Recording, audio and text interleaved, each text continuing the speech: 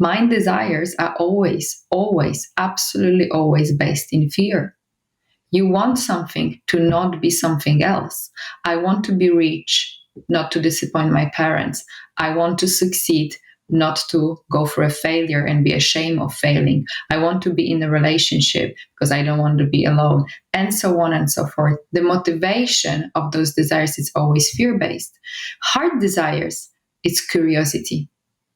You are taking yourself towards places and people that make you feel truly fulfilled and aligned and real. Dorota Stanczyk is a transformational artist, creative director, conscious creativity trainer, and speaker and author. She combines art, creativity, personal growth, and technology like no one else. She has been working with brands like Christian Dior, Sony, and Mindvalley, and her talent has been recognized through numerous industries. She's the founder of Moonkava, a conceptual agency that combines digital and physical arts to create innovative designs and projects. In our episode together, Dorota and I dive right into the topic of romantic relationships, how we can understand them as tools for personal growth, and we touch the role of self-love as the most fundamental pillar in every relationship. So I hope you enjoy this podcast with Dorota.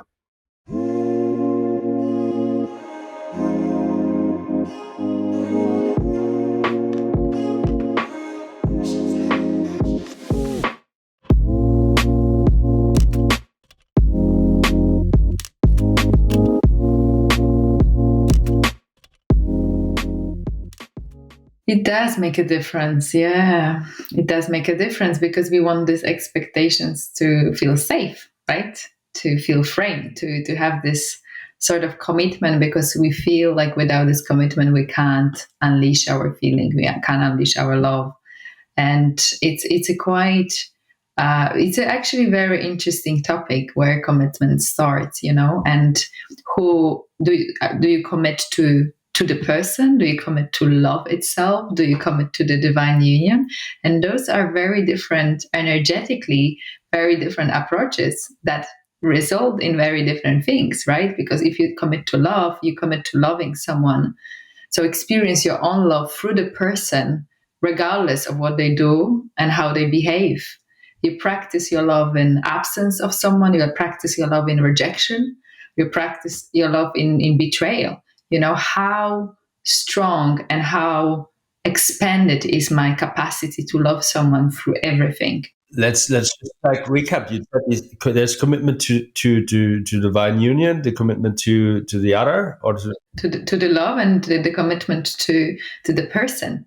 If you commit to the person, often there are those expectations that are coming, like you need to stay with me, you need to commit to me, it has to be in a certain way, and you want this person to eventually alter themselves in order to fit that image, that idea that you have constructed about the perfect relationship.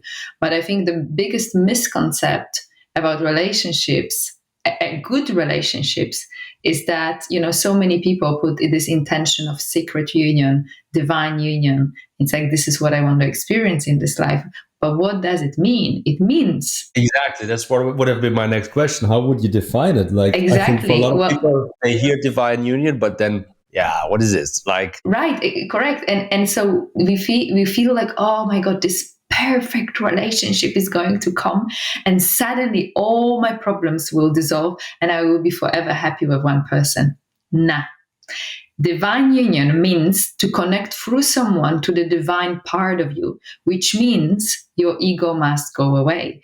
That means your ego will be triggered, will feel rejected, will be sheltered. And when you say, oh, I don't want to lose myself, it's not you saying you don't want to lose yourself. It's the ego saying, I don't want to lose myself, right? So the divine union means to practice your own divinity with another person. So you will be triggered from day one. All that is not divine in you is going to come to the surface, so you can work on it. So that's what divine union is. Sorry to interrupt, but with practice, you mean like facing these challenges that come up, things that trigger you, things that come up from the past and you're like, that challenges me. I want to avoid it, or my natural inclination would be to avoid it. But facing it and going through it and even communicating through it. Together, correct. That's divine union. And those biggest hidden wounds and blockages will come to the surface in the presence of the divine union, and they must. That's the whole purpose, because only through the other, through the mirror of the other, we can truly see those rejected parts of ourselves, those parts we divorced from, those parts we actually completely, in a way, refuse to see within ourselves. So it's an amazing opportunity to learn all those things about yourself, to transform and expand yourself in the field of the relationship. So if you keep focusing on the person, you will always blame the person. You will refuse to take your own responsibility. If you focus on love and divine union, you will be like, well, this is my opportunity to see, first of all, how big is my love, and where my love is conditional, right? Where I refuse to love someone, where I say, I will not love you if you do this and that. I will not love you when you will be like this and that. That's not love. Love is free, love is unconditional. And then the commitment to divine union is commitment to yourself, to get to your own divinity that you have within yourself through the other, accepting that the other will always show you the mirror of this rejected, divorced part of yourself. And that is the most beautiful and powerful commitment you can ever do within the relationship, because you can't get there without the other. You can't get there without that commitment. It's impossible. But you need the other to commit to divine love. And many people, want that thing, but actually they don't choose it when it's available. And it doesn't mean you will meet a perfect person. Every person will be perfect, because every person will get you closer to that truth about yourself. So every person is there to offer some truth, to mirror some things back to you, to unravel some things about you that you choose to ignore. And if we would look at life and every relationship as an opportunity to simply learn something about ourselves and reconnect to ourselves, we become free. We don't need the person to commit to us forever. We will know that, okay, well, now I'm, committing to the divine union with this person. We are on this path together. And if it lasts for life, great. If it doesn't, also great, because I know the other person will get me even closer to that intention. So you use other words to maybe for some people to understand easier. Would you agree? It would be basically commitment to your own growth through the relationship, but commitment to your own growth and development. I would say the commitment to the divine part in you. Because it's not necessarily, if you just commit to transformation, you can commit to working psychologically on your mind. It can be still very mind focused. Divine union really means to discover that infinite, that divine, that limitless part within you that is connected to everything, that can become everything, that is everything at every moment.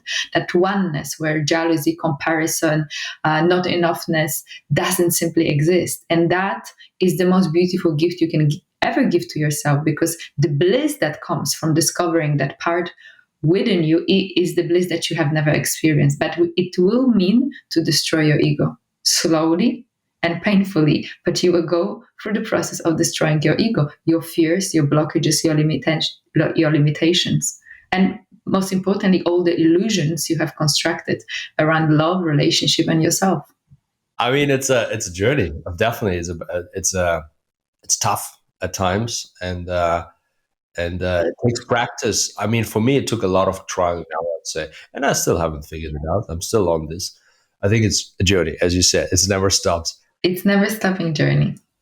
Do you feel that it requires in order to be aware of this path, that it requires a certain level of self-awareness, or like even a practice for yourself, like that you did this practice, like that you work on yourself, become aware of your ego, become aware of your limitations before you enter this divine, the relationship and the commitment, to your own growth. Absolutely. It does, because if you don't have that, you will always stay in the ego. You will always stay in the victim, right?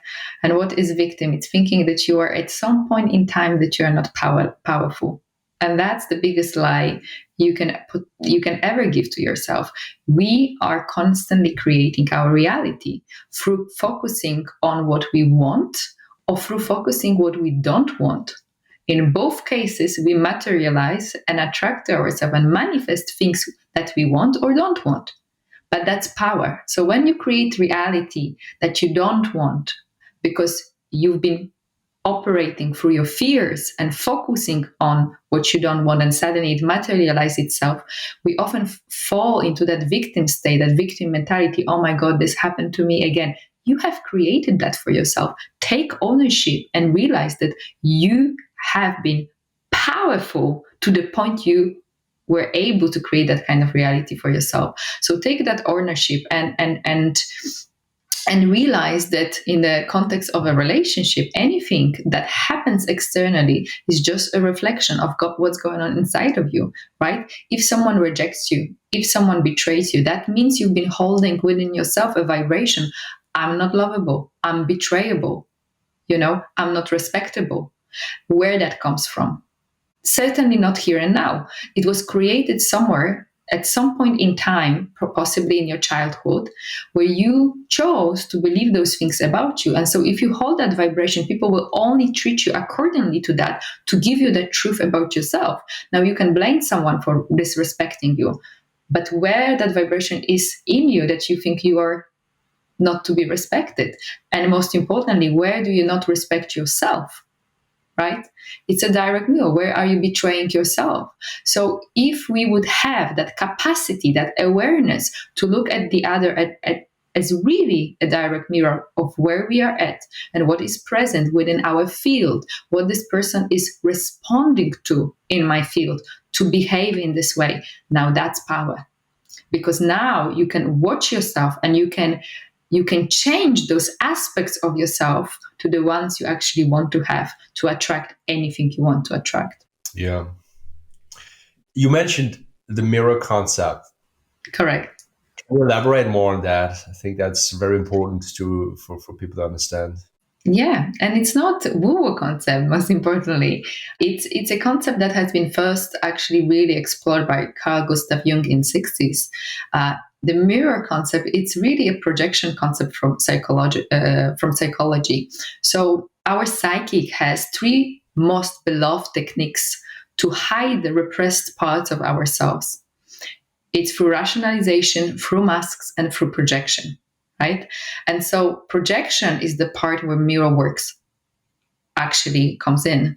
It means that we notice in the other the parts of us that are relevant to us. So everything that will bother you in the other person, that will irritate you, that will trigger you, are in fact your own parts that you didn't deal with. That you don't really see within yourself, but that you repressed, exactly, that you repressed within yourself. And those parts you're are most of the time subconsciously aware of them, and that's why you are not aware of them. That's why you project them onto the other person. And so those parts, most of the time, at some point in time, were criticized, were rejected, were the parts you were feeling ashamed of. And so you suppress them with your psychic. You disidentify with those parts. And so they became your shadow, right? And now the shadow is really that disintegrated part of your personality that you think doesn't exist on a conscious level. And that creates cognitive dissonance, which is the disconnect between who you think you are and who you actually are. So you might be thinking, but I am super confident, I have no problem, I'm super secure. But actually, subconsciously, that's the very opposite of who you are. And it's the subconscious that will actually attract things and events to your life, because it's the subconscious that creates our feelings on a physical body level. And so those feelings will attract the situation and people and relationships that will mirror directly what is going on in your subconscious, that will mirror this shadow. And so everything that will irritate you, and look, if we look at one person, you might be irritated, but very different things that irritate me. Why? Because it's personal, right? So everything that irritates you, that you criticize, that you judge in the other, are your own parts. But it doesn't only go to the negative parts, it also goes to the positive parts. Everything you admire, everything you like, you look up to in the other, are also your repressed talents, abilities, what Jung called golden shadow. It's the parts of us that we suppress within ourselves that actually are our deepest, greatest gifts and capacities. And so by simply looking what you admire in the other person, that can give you a great indication of what actually your own capacity is, what is possible for you, how liberating that is to walk through life, and rather than feeling jealous and envy about people, being like, I can do that too because I admire that in this person, meaning I have that within me as well. Wow. That's a very good angle to look at it, at things like everything that you admire, and not even in the world, like in other people, like that's basically your hidden or not yet lived out superpower. Exactly. On point. Yeah. And so, it might be self-expression, it might be vulnerability, it might be authenticity, or it might be courage, it might be strength, whatever that is, you have it within yourself. So in the relationship, if you can look at the other person and realize that the other is only your mirror, because the only part of our body we can't see is our face. We can't see our identity, right? We can't see who we think we are. So we look and see our own face in the other. And it's a beautiful, beautiful opportunity. And really, nothing is there to hurt us. It's our own interpretation of things that is hurting us, our own perception of things. I might be thinking that you have rejected me and I feel bad about this. Or I might be thinking, well, I am disempowering myself by thinking you have rejected me, when really you have chose to stay true to yourself. Yeah, that's a very important thing to stay constantly aware of. Like if your partner or someone in your close circle is doing something that annoys you, that triggers you somehow, it's not they do to annoy you. You just get annoyed because you just somehow that triggers you, and it's just they're doing their thing, and having this understanding, even in the first moment you might think the opposite, but then catching yourself. But exactly. And really, if you go deeper in that path of thought, you realize, well, actually, it's been me rejecting you, staying in your truth. So actually, my love was conditional all this time because I wanted you to be in a certain way in order to love you, in order to accept you. Wow. Now you take your responsibility. Now you step into your power. It's always so easy said than done. The other day, I had a conversation with a really good friend about a similar topic, also relationships and how, like, in communicating and so on. It was a bit more about the communication between men and women, and how there's a nature of how we communicate differently. And it was basically going about the same thing. Like the end was, okay, how to become more aware in the moment you communicate. And I just gave him the tip. He was like, okay, how do I do this? And I just, look, if your mind comes up with this and this you want to say because you're triggered or whatsoever, just bite your tongue for a second. Hold back, become aware of that thought. And then and ask yourself, does that thought, if I speak it out, actually add to the situation? Does it elevate it, or does it lower it, or how does it add to the situation? Or is it really what you want? Because we often have a tendency to react from the place where we want to just gain the power over the situation. But actually, and so we say things that later on we don't even mean or want, but we just wanted to win. But what means to win, right? It's also, we got triggered because we somehow, want to create a certain feeling, I assume. And that's why we react in that way, no? Mm-hmm. So what trigger is, it's never actually about the present moment. If I erase your entire memory, you would not be triggered. You might be curious, you might be interested, but you wouldn't be triggered because there wouldn't be any association with a past event. So it's our memories that really creates what we call our personality. It's our life experiences, right? Without that, we don't have a personality. We are open to become everything and everyone at every moment. We all have the spectrum of the same emotions that are available to us, and we can develop different skills and abilities. And so when we are triggered, what happens is that trigger linked to a very specific memory from the past that wasn't really dealt with, and it connects to the feeling of that memory. And then that feeling of that memory create an assumption of that present situation. So we think this is exactly the same thing that is going to happen, and we create a reaction. So if we would only stop and it's like, okay, this is triggering me right now. What is my accusation here? What is my accusation, right? And ask yourself where you felt this way for the first time in your life. Where was the first situation when you felt like that? And often, right away, some memory will pop into your mind and be like, oh, okay, the first time I felt actually powerless was when I was 6 years old and this happened. Right. And then there are certain techniques that allow you to disconnect from that specific memory from the past and disassociate this conclusion and this assumption we have made about the situation that then set us actually free, and we won't be triggered again by the same situation. You mentioned, before we move on, because it gets into detail, you mentioned a past event that we haven't really dealt with. What does that mean? Not really dealt with? Yeah. So it means something happens, and rather than really honor your feelings in that situation, really sit down and look why you've reacted like that, why this hurt you, what perception you have of that situation that is actually hurting you. You just sweep it under the carpet. You sweep it and you numb yourself. And when you sweep it under the carpet, it gets imprinted somehow subconsciously or even in the body. Yeah, you suppress it.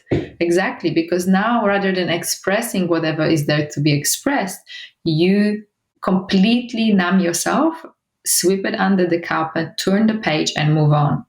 And that stays there. That stays in your psyche. Unfortunately, it will come up in this kind of situation, similar situation that will suddenly start to trigger you. And often it's not even like when we have a lot of the things, these not really dealt with emotions happened in our childhood, when we have not really the awareness and the capacity, I think, even to deal with it right away. Like it could be like something annoyed you, something like was creating an intense emotion, and then you were about to cry or about to express this, but then your parents took you away and said like, shh, don't cry, be quiet.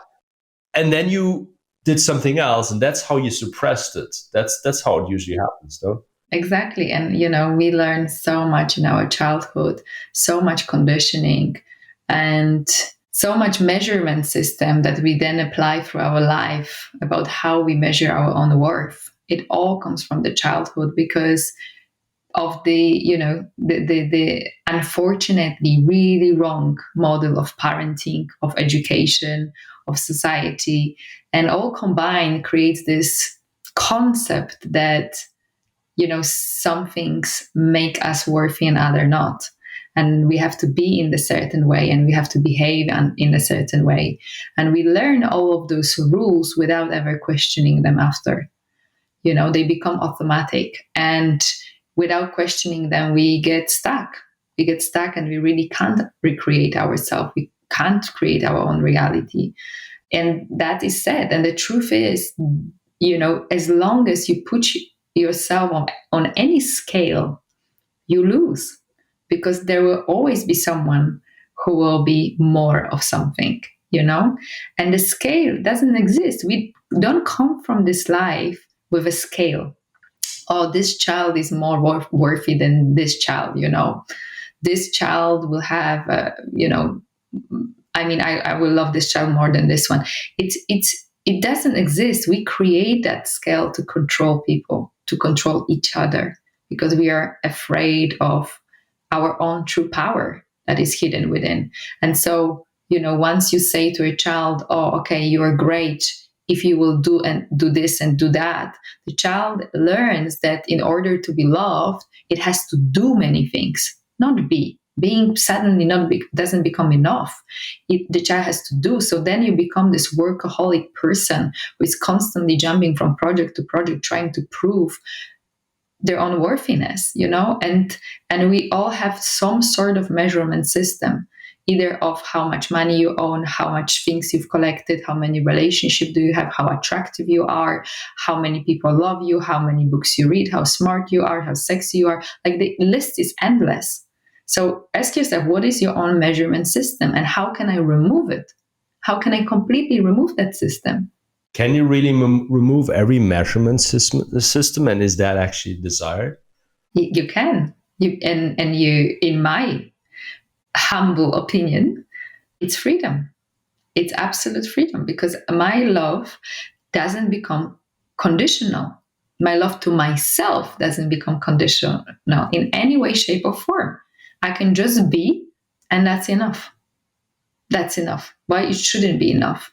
And then I can choose from that place to do whatever I truly want to do, because there is no more pressure that I am putting on myself that I need to do something in order to get somewhere or get something from other people.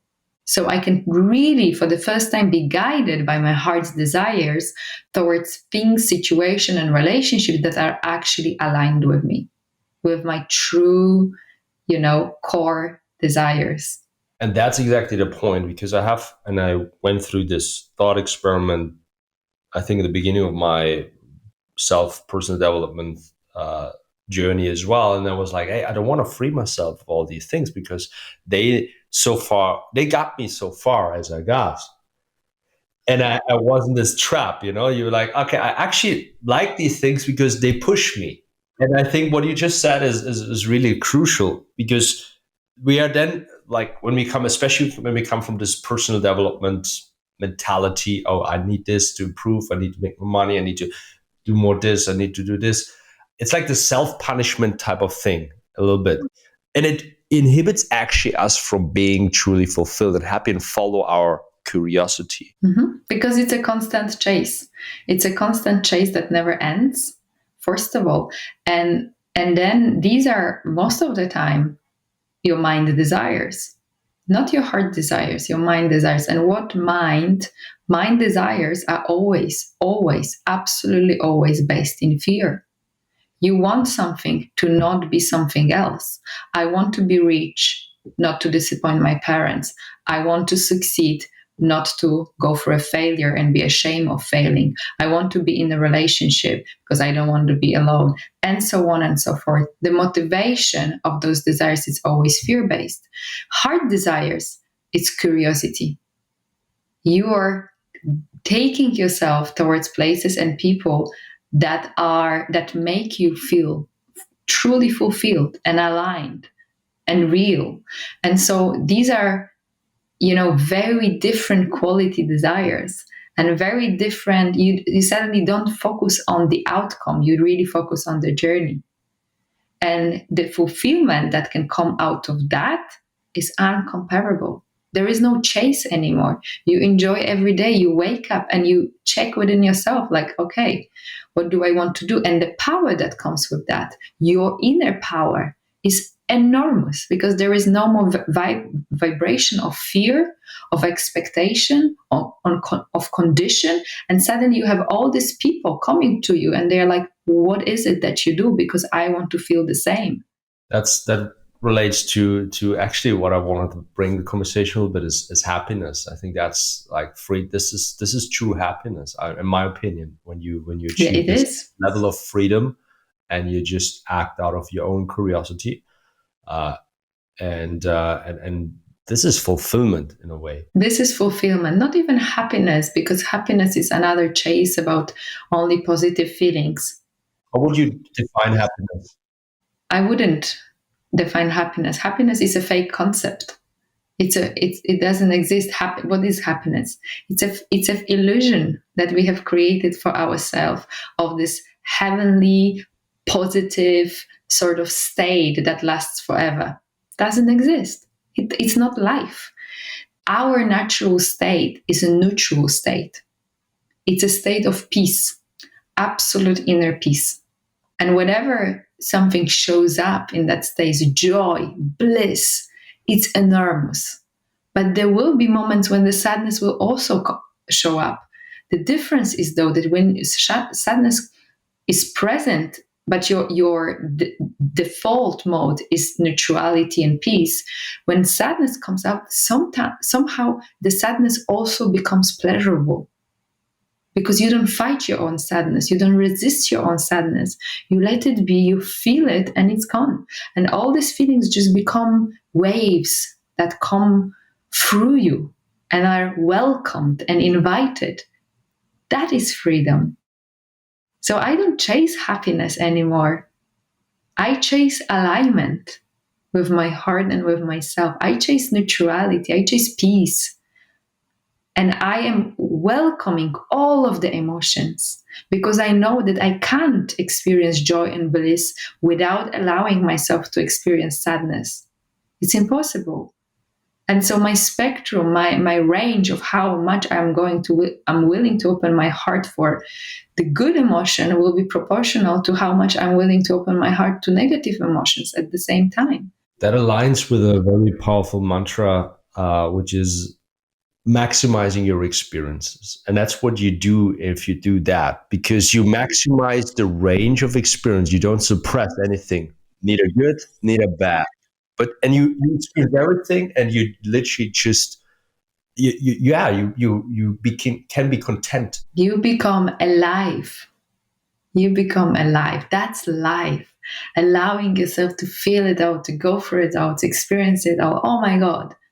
Oh my God, I've never felt more alive in my life than I am here and now. But I go for a moment that feels shit sometimes, and that's okay. And I smile through those moments because I know that shall too pass. And it will. Also a great mantra, that shall too pass. And it will, and it will, and it always does. Beautiful. It's beautiful. So tell me a bit more about your book that you wrote. Yes, well, it's a book on self-recreation. It really allows you to.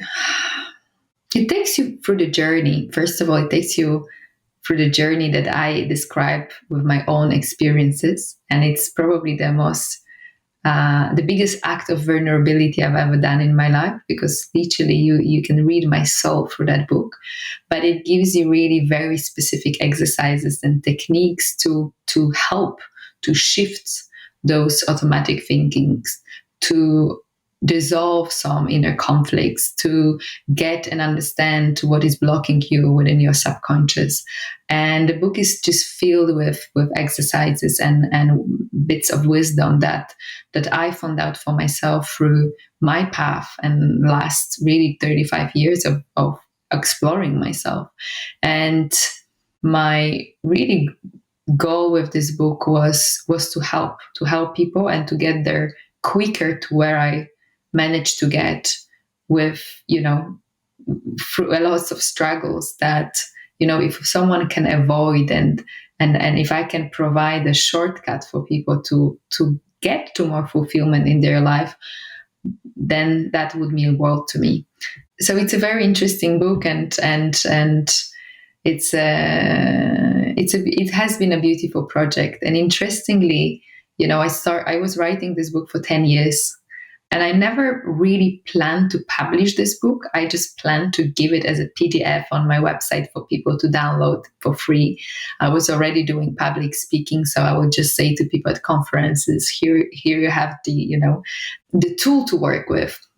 And yet life had completely another plan, because the 3 weeks after I finished writing the book, a publishing house contacted me out of nowhere because they saw my talk online. They contacted me through my website. I couldn't believe it. I was convinced it was a scam. And they asked me if I would be willing to write a book with them on self-love. And so it was the most effortless process. Wow. So you just finished writing it and someone contacted you. Hey, can you write this book for amazing. Yeah, 3 weeks after. It's a magical story, but it shows when we remove pressure and expectation, we actually remove our own resistance to what can come through. And so, yeah, the book is available pretty much everywhere, Amazon and all sort of stores. So if you just type "Recreate Yourself," Dorota Stanczyk, you will find it. I also have many different retreats I'm doing on a regular basis where I take really people through enormous deep processes of transformation, psychological tool, breathwork, meditation, hypnosis, yoga. And so if someone would like to go through some amazing processes like that, you can always find all the information on my website and just join me on the journey. Amazing. You did one this beginning of the year, if I remember right, correct? It's ongoing. It's really constantly happening, either 1-day workshops or 5 days retreats. And the one that is upcoming is in Austrian Alps in June. That will be very powerful. So you do that with multiple facilitators, or is it just you there as a facilitator?